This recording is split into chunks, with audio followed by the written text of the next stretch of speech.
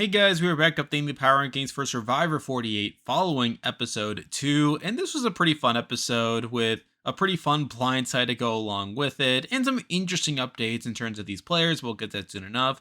But we have 17 people to talk about, and so some more time. Let's get into the video. So starting off at number 17, we have the latest boo from the season, and here we have Kevin. And Kevin's obviously a weird case here, as he was a pretty prominent figure during the premiere, where he was shown being a pretty big power player on the initial Vula tribe, obviously being a major figure in the actual vote there, only for him to be taken out in a pretty epic blindside here, and certainly a better outcome for the episode than just a standard Mary boot. So I feel like at the end of the day, things kind of worked out from an entertainment perspective. Now, if we're talking about Kevin more generally, he was someone who I had pretty high on my power ranking last week, even though I didn't think he was actually going to win by the end of it, considering that he did seem to come off as this pretty big player, someone who, even in his premiere, had some questionable content, like the fact that he turned on Mary so soon, so obviously that's not particularly great.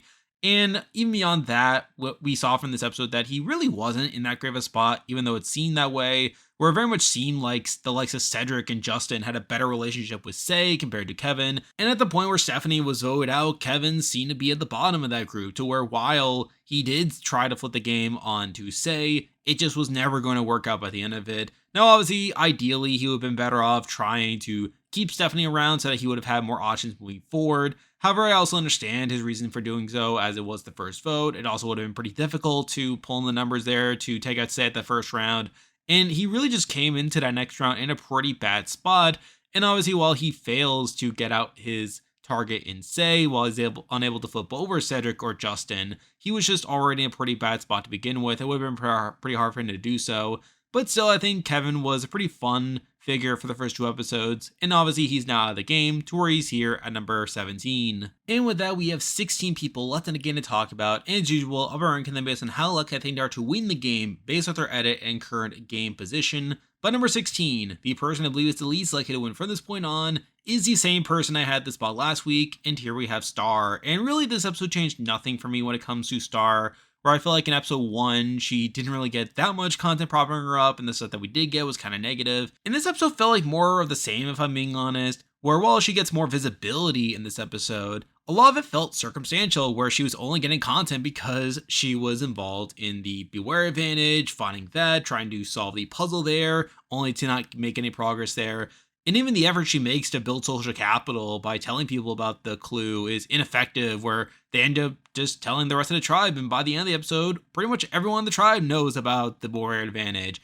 And at the same time, you have people like Thomas, who talked about wanting to lose the warrior advantage so that she's completely screwed and a sitting duck if they go to tribal. So I feel like Star is someone who is not in a good position gameplay wise. I feel like this episode didn't really highlight her as much as it probably should have. And I feel like she's being set up as this opposition figure to the people we are supposed to be rooting for in the edit, where you have the likes of Joe and Eva, where Star is very upset at Eva for wanting her to sit out of the challenge and being against Eva because of that. You have Joe deliberating over whether to side with Star or to tell Eva about the Boer advantage, and ultimately deciding to work against Star by telling Eva about the Boer advantage. So, and I feel like considering that Joe and Eva are these figures that we're supposed to be rooting for in the show, it just makes me think that Star is not set up to do well moving forward. And I feel like this episode didn't really change that much for me, even though she got more content this episode. So it's because of that she's still at the very bottom for me at number 16. Now moving on to number 15, and we have another person who I was very low on last week, and they're still pretty low this week, and here we have Justin.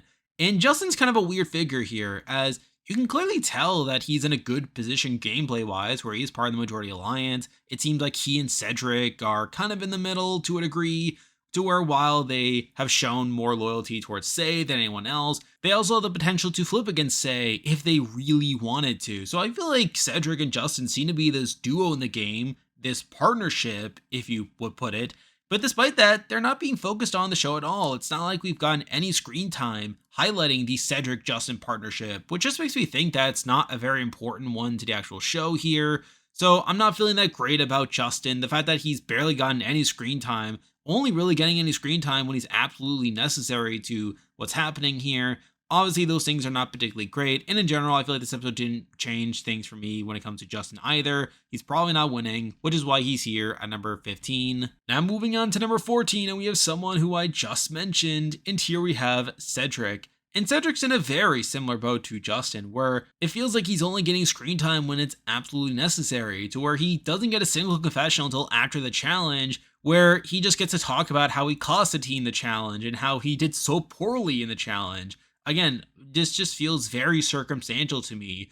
And despite the fact that Cedric and Justin are clearly this partnership, and partnerships are a clear focus on this season, the fact that that partnership has not been highlighted at all, even though they've been the tribal twice already, is a really bad sign in my personal opinion. So at the end of the day, I'm still not feeling great about either Cedric or Justin. I feel like there have been so many opportunities now to showcase their position in the game, as well as their partnership, only for them to not do so, which makes me think that they're probably not winning. So because of that, I do have Cedric here at number 14. Now moving on to number 13, and we have another person who has just not been a priority on the show at all, which makes me think that they're probably not winning. But number 13, we do have Chrissy. And just in general, I feel like the Siva tribe has been mostly under-edited, all things considered. And I feel like of them, Chrissy's probably the least edited of them, to where in this episode, she only gets a segment at the beginning talking about her belly button and how she doesn't really clean it out. Again, not really too much to say here, just part of this pretty fun scene. But beyond that, not too much to say about Chrissy. I feel like there have been plenty of opportunities at this point to showcase her if she were the true contender, but she's not.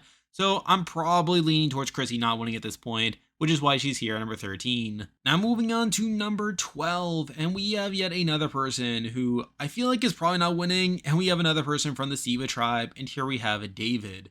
And David's another person who I think is mostly a goober, is mostly there to be like this fun, wacky character, not really a contender. And we see that in this episode where he is a big part of the scene at the beginning where they're just showing off like their humble brags. And he talks about how he has 4 nipples, which feels kind of random. He talks about how being milked wouldn't be the worst thing in the world. Now, he also gets a scene later on where he talks about not trusting Mitch due to his connection with Charity, and also Mitch just admitting that he has an advantage. So he does get some adversarial content, though I don't get the sense that we're supposed to be rooting for David either. So at the end of the day, still not feeling great about David either, which is why he is here at number 12. Now moving on to number 11, and we have probably the biggest character of the season so far, but still someone I'm not feeling that great about, and here we have Say. And something I didn't realize until now is just how many confessionals Say has already had up to this point, where she had 21 confessionals in the premiere and another 7 in this episode, meaning she already has 28 confessionals through episode 2, which is putting her on pace to be one of the top confessional getters of all time if she were to last the whole season. Though at the same time, I don't think she's going to last the whole season here. Now, she does have this setup rivalry to Mary that plays out over the course of the episode, though that obviously doesn't play out by the time of the actual vote. And we obviously have her getting her way by taking out Kevin when Kevin tried to flip the game against her, as it seems like she does have Cedric and Justin by her side there.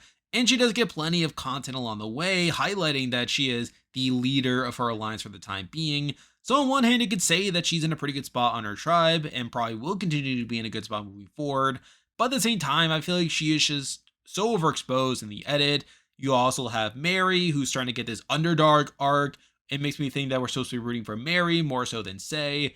And beyond that, I feel like Say just has so much potential for a downfall in the future that I would be shocked if Say were to go on to win the season by the end of it. So even though she's gotten a pretty massive edit up to this point, I'm not feeling that great about her, which is why she's here at number 11. Now moving on to number 10, and we have someone who I've just continued to go down on as the season has gone along. But number 10, we do have Kyle. And Kyle's kind of in this weird spot where he is someone who has been getting a decent amount of screen time due to his involvement with the challenge in episode 1, as well as him looking for the Beware advantage in episode 2. But that's just it. I feel like Kyle's content has been so circumstantial to where the only reason he's been getting as much screen time as he has is due to the fact that he is involved with the challenge in episode 1 and the fact that he happened to find the Beware advantage in episode 2.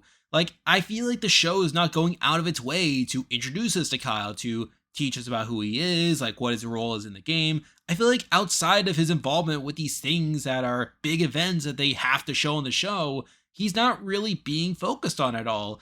And even in this episode, even when he is the one to find an idol after solving this puzzle, he goes out of his way to prop up Camila for helping him solve the puzzle. I feel like even in the moment where we're supposed to be excited for Kyle for having found this advantage in the game, I feel like we're not really celebrating Kyle that much. I feel like we're celebrating Camila more so than anything else.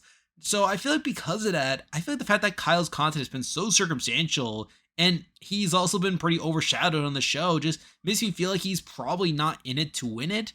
Now, the one thing I will give him over other people is that he does at least have that established relationship with Camila. But even then, I feel like Camila is the person that's been getting more of the screen time for the duo and the person that has been getting more propping up of the duo. So at this point, I feel like this episode just lowered my opinion of Kyle even more. Just makes me feel like he's only there when it's absolutely necessary for him to be shown, which is not a great sign in terms of winning chances, which is why he's here at number 10. Now moving on to number 9, and what do you know, we are once again sticking with the Siva tribe, but at number 9 we do have Mitch. And I think Mitch is clearly meant to be this fan favorite figure, like considering how likable he is.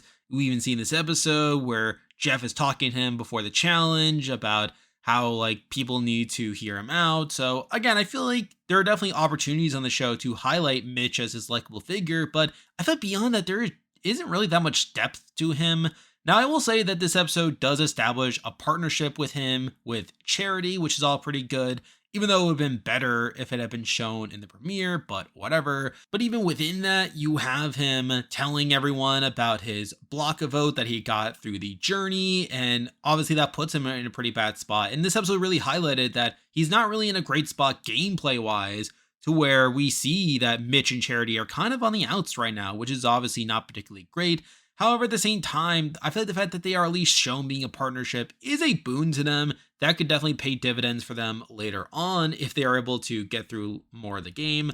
But I feel like the fact that Mitch doesn't really have much dimension to his edit, to where, if I'm being honest, I feel like Charity is someone who I'm a bit higher on in terms of this point compared to Mitch. I feel like Mitch is someone who still has the same issues I had with him from the preseason, but mixing in the fact that I feel like his edit outside of these more favorable moments are not that impressive in my eyes, I'm just not feeling great about him to actually pull out the win by the end of it, which is why he's here at number 9. Now moving on to number 8, and we have someone who I just mentioned, but we do have Charity. Now, Charity did actually jump up quite a bit compared to last week here, where she was actually very low on my premiere power ranking, which is obviously not particularly great. However, the one thing I did give her some credit for is that she got a confessional during the intro talking about being a flight attendant. I feel like that was at least something to highlight that could cause her to potentially move up in the future. And we kind of get that in this episode where we do finally get an established partnership with her and Mitch. And considering that is the main theme of the season, I feel like the fact that we are getting this partnership established now is probably a good sign for them, and a chance that if they are to get deeper into the game together, that they could end up being like these bigger players within the season.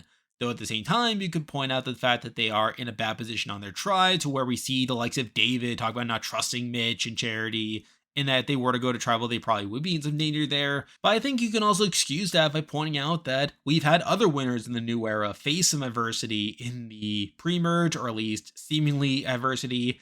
And I feel like if Charity were to go on to win this season, this could be that opportunity to show her in some danger here and potentially overcome that adversity by taking out David down the road, which, considering that I was pretty low on David for a lot of the season, I feel like that wouldn't be that far out of left field. So I actually think despite this episode showing that she's not in that great of a position gameplay-wise, it probably elevated my view of her chances in the edit to be a contender moving forward. Now, at the end of the day, I feel like her premiere was still pretty lackluster outside of her opening scene, but beyond that, I feel like there's at least something there to where she's here at number 8. Now, moving on to number 7, and we have another person who has gone up a good amount compared to last week, and here we have Mary. And I think Mary's in this interesting spot where I feel like before I would have said that she was pretty dead to rights on the Vula tribe, someone who seemed to be on the bottom there. And truth be told, I think from a gameplay perspective, she's still definitely in that position, to where I think there's a real chance that if they go back to tribal soon, that she could be like this easy target, especially if Cedric and Justin are as loyal to Say as it seems. Also, the fact that Say does have an idol at this point. Though at the same time, I feel like this episode did a good job at setting up Mary's underdog arc here, where she does get a decent amount of screen time talking about how she is at the bottom and how she has to scrape her way through, and she does face a lot of adversity in this episode with her going on the journey, losing her vote there. Obviously, these things are pretty bad, and she does end up losing Kevin, who was technically one of her allies there and her own partner, which could be a knock for down the road. But I think with Say being this pretty big presence on the show, I think that sets Mary up as a pretty good foil to Say, as someone who is part of this rivalry with her. And I could see Mary winning that battle if they are able to get later into the game together. So I'm actually feeling better about Mary now than I was before. And admittedly, I think some of this is also due to other people going down, particularly on the Siva tribe. But I think the fact that Mary is at least set up as this underdog figure for the time being was enough to have her here at number 7. Now moving on to number 6, and admittedly I think this person may be a bit too high, however I still think they could be this dark horse to eventually be a contender, and that person is Bianca. Now Bianca's someone who has been just kind of there on the show if I'm being honest, though it's not as if she's been invisible in the show per se, where she still gets a confessional in the episode talking about how she needs to be on Star's good side. And beyond that, we know that Bianca and Thomas are part of this duo. And obviously the fact that Bianca and Thomas are this partnership is a major reason why she is at least as high on the list as she is. Though beyond that, I think another reason why she is this high is because I'm simply lower on other people, more so than being that high on Bianca. So I'm still willing to have Bianca relatively high here, as I feel like she didn't do anything in this episode to lower my opinion of her, which is why I still have her here at number 6. Now moving on to number 5, and we actually have the highest ranked member of the Siva tribe, and spoiler alert, the highest ranked non-Logi member, and here we have Camila. And I think this was a pretty good episode for Camila, namely the fact that she gets a lot of credit for helping Kyle to solve the puzzle to unlock the Beware advantage, which is all pretty good there. Which, again, the fact that Kyle goes out of his way to provoke Camila for helping him solving the puzzle is kind of insane when you really think about it. And I think really speaks to how Camila seems to be a valuable asset to Kyle's game, but also clearly the alpha in their duo there. So I feel like there's a lot of positive signs pointing to Camila here, where the reason why she isn't higher is, one, I feel like I'm higher on the people in the Logi tribe, but beyond that, I still do worry there's this potential for her to be like the surprise early boot, where she did talk in episode 1 about having to play with chaos, so I do worry that could be a sign of bad things to come. But I feel like this episode in particular was pretty good for her, which is why she's here at number 5. Now moving on to number 4, and as I said a moment ago, the rest of these people are all Logi members, and it's just a matter of ordering them. But number 4, we do have Eva, and Eva's kind of in this weird spot as well, where I feel like even though she is clearly meant to be someone we're supposed to be rooting for, I still feel like Joe is the alpha in that duo. I feel like Joe has been getting more of the content for the duo. I feel like Joe has been demonstrated to have more agency between the two of them, where we see in this episode that Star has it out for Eva due to Eva not really having this connection with Star, to the point where Eva's the last person on the tribe to know about Star's Beware advantage. And we see Joe having this serious debate over whether to even tell Eva about it. And while he does eventually come around to it, which I think is pretty good in that it shows that the Joe and Eva relationship is quite strong, I also think it's better content for Joe than it is for Eva. And I do worry that Eva could end up being this prop to elevate Joe deeper into the game as well. So I do feel like Joe's more the alpha in the duo compared to them, and I feel like that's a major reason why I have to have Eva a little bit lower, mixing in the fact that I feel a bit better about certain other people. I did decide to bump Eva one spot here to number 4. Now moving on to number 3, and we actually had the person I had at number 1 last week, but number 3 we do have Thomas. And I feel like this was a good episode for Thomas. He obviously gets plenty of screen time with him being told about the Beware advantage and him being involved in all that stuff. Though I think a major knock to him is I feel like he is kind of being portrayed as a game bot, where we see him talking to Shaheen about potentially dumping the Beware advantage so that there's no way for Star to be able to find it, and that she'll just be the sitting duck and they go to tribal. And then we cut to Shaheen talking about how this is a bit cold-blooded and how he's too human to do a move like that, even though it would be pretty funny to see. And I do think that paints Thomas in a bit of a negative light, makes him come off as this cold-blooded killer, and not really someone we're meant to be rooting for that much. Again, I feel like Shaheen came off in a better light here compared to Thomas. So I think that was a knock that definitely knocked him below the likes of Shaheen, for instance. But I still feel pretty good about Thomas in general. I feel like he still had a pretty strong premiere, has that connection with Bianca, that partnership that is a core theme of the season. But I feel like it's that knock of Shaheen being this foil to him and Shaheen coming off in the better light that leaves him behind here at number 3. Now moving on to number 2, and we have someone who I just mentioned, and here we have Shaheen. And I think this was a pretty solid episode for Shaheen, where we get to see him being involved in a lot of the stuff involving Star. And I feel like this episode did a good job at setting up Shaheen as his foil to Thomas, where he is someone who definitely thinks about the game, but still recognizes the human connection there, which I think is something that Thomas lacks, where we see him reject the idea of intentionally hiding the Beware advantage that Star has no way to solve it. Where even though Star is meant to be this person on the bottom, Shaheen still cares about Star, and I think it's meant to highlight that Shaheen is this people person, someone that is willing to connect with people like Star, even if it's not the best thing in the world for their game. So at the end of the day, I feel like Shaheen is definitely looking pretty good here. However, I still think the biggest knock to him is the fact that he doesn't have this partnership, which I think is such a major knock to consider here, and definitely a reason why he could be lower than Thomas.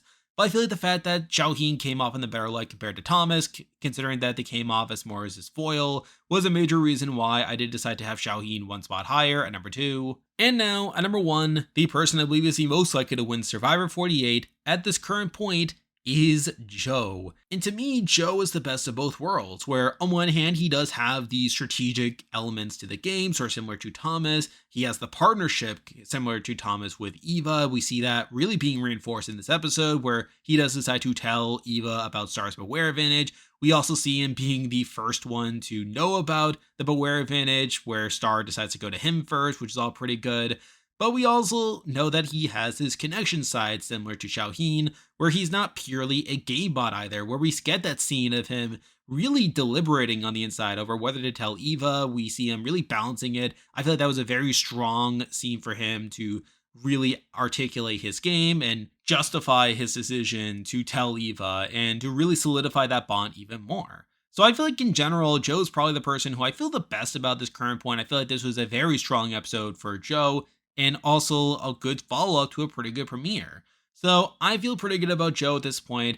And while there's still that concern that obviously he is getting a lot of screen time now, will that carry over to the rest of the season? I feel like based on what we're currently seeing, I feel like Joe's probably the person I'm the highest on, which is why he's here at number 1. And there we go. That will do it for this week's video. If you like this content, be sure to like and subscribe. It really helps with the channel. Now I'll be back again next week to update the Power Rankings again, so you can look forward to that. I'm covering The Amazing Race, as well as Australian Survivor, so you can be on the lookout for those shows. I'm on Patreon and have a YouTube membership, so if you want to consider supporting the channel, you can do so by clicking the link in the description.